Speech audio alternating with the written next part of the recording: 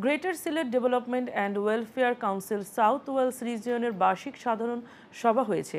স্থানীয় কমিউনিটির বিপুল উপস্থিতিতে পরবর্তী 2 বছরের জন্য প্রেসিডেন্ট, সেক্রেটারি ও ট্রেজারার পদে পুনঃনির্বাচিত হয়েছেন সংশ্লিষ্ট নেতারা। মোহাম্মদ রফিকুল ইসলামের রিপোর্টে দেখুন বিস্তারিত। গত রবিবার কার্ডিফের বাংলাদেশ সেন্টারে greater Sylhet development and welfare council South Wales রিজিয়নের বিজিএম অনুষ্ঠিত হয়েছে।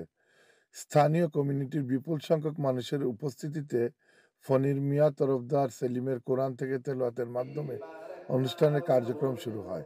সংগঠনের সভাপতি কাউন্সিলর সালেহ আহমেদের সভাপতিত্বে এবং সাধারণ সম্পাদক মোহাম্মদ কাদের আহমদ বাদলের পরিচালনায় স্বাগত বক্তব্য রাখেন কাউন্সিলর সালেহ আহমেদ।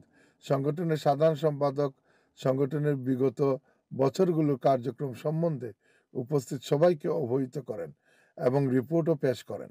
সংগঠনের কোষাধ্যক্ষ মোহাম্মদ সুমন আলী বিগত দিনের কার্যক্রমের আর্থিক রিপোর্ট উপস্থাপন করেন। প্রধান অতিথি হিসেবে বক্তব্য রাখেন কেন্দ্রীয় কমিটির ট্রেজারার সালেহ আহমেদ।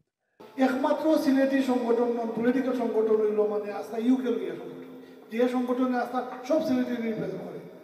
এছাড়াও সবাই বক্তব্য রাখেন গ্রেটার সিলেট কেন্দ্রীয় কমিটির উপদেষ্টা, কার্ডিফ বাংলাদেশ অ্যাসোসিয়েশনের সভাপতি কাপ্তান মিয়া, জিএসসি কেন্দ্রীয় কমিটির রিলিজিয়াস সেক্রেটারি শেখ আনোয়ার, কেন্দ্রীয় নির্বাহী কমিটির ইয়ুথ সেক্রেটারি আবুল কালাম মমিন, কেন্দ্রীয় নির্বাহী কমিটির সদস্য মুস্তফা সালে লিটন, কেন্দ্রীয় নির্বাহী কমিটির সদস্য আব্দুল মালিক, খলিলুর রহমান সহ আরও অনেকেই।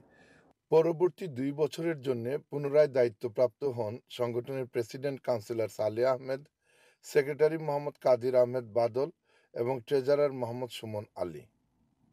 সংগঠনের 2 জন সহ-সভাপতি নুরুল আলম চুনু এবং নুরুল ইসলাম মাসুম প্রয়াত হওয়ায় তাদের জন্য শোক প্রস্তাব আনা হয় এবং তাদের আত্মার মাগফিরাত কামনা করে দোয়া করা হয়। কার্ডিফ থেকে মোহাম্মদ রফিকুল ইসলাম, আইএন নিউজ।